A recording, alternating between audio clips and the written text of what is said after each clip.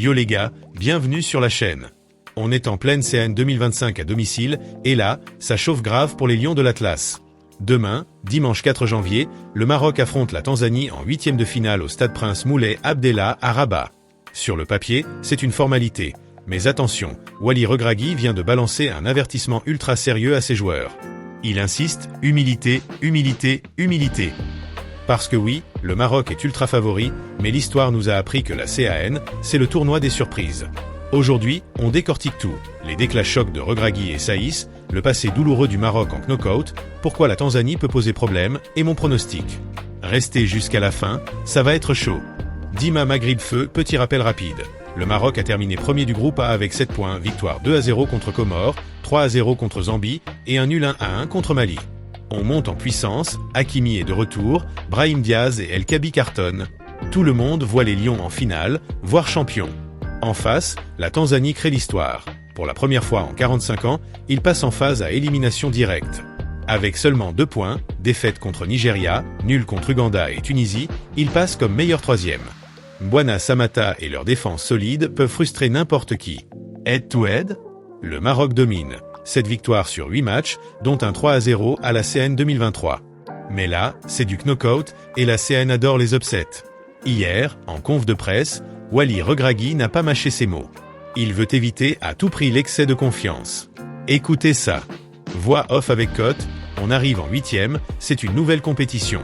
Pas d'excès de confiance, on joue avec humilité totale face à la Tanzanie.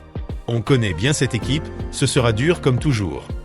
Il enchaîne, tout le monde nous voit favoris, dit que si on ne gagne pas la CAN facilement, c'est un échec.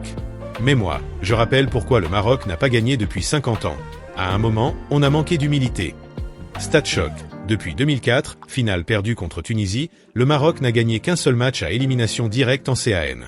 C'était contre le Malawi en 2021. Sinon, que des désillusions, élimination précoce contre Bénin, Égypte, Afrique du Sud.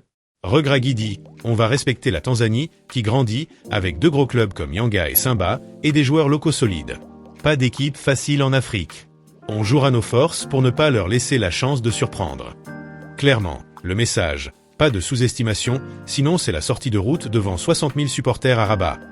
Romain Saïs, le capitaine, était à côté et il a validé à 100%. Cote. Dans le passé, on s'est fait sortir par des équipes censées être inférieures parce qu'on manquait d'humilité. On se faisait surprendre, désillusion sur désillusion. Aujourd'hui, peu importe l'adversaire, c'est nous qu'il faut focus. Le mental et la discipline feront la différence.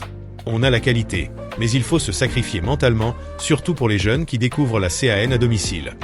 Anecdote folle, en 2019, Bénin, ranké bien plus bas, élimine le Maroc au tir au but en 8e. En 2023, Afrique du Sud nous sort en quart. À chaque fois, excès de confiance pointé du doigt. À l'inverse, quand on est humble comme au Mondial 2022, on fait semi-finale et on marque l'histoire.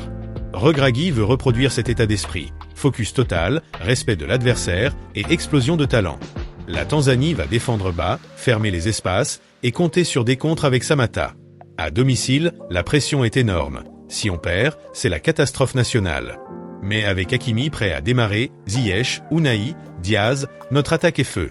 Mon pronostic, victoire 3-0 ou 4-1 du Maroc si on applique l'humilité. Mais si on prend ça à la légère, attention à la surprise.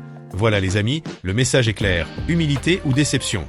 Le Maroc a tout pour aller loin, voire gagner cette CAN à domicile et briser la malédiction de 50 ans. Qu'est-ce que vous en pensez? Victoire facile ou piège tanzanien?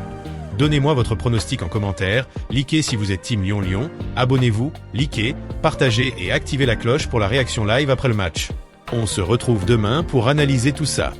Dima Maghrib, force au Lion. Symbole de collision Pise.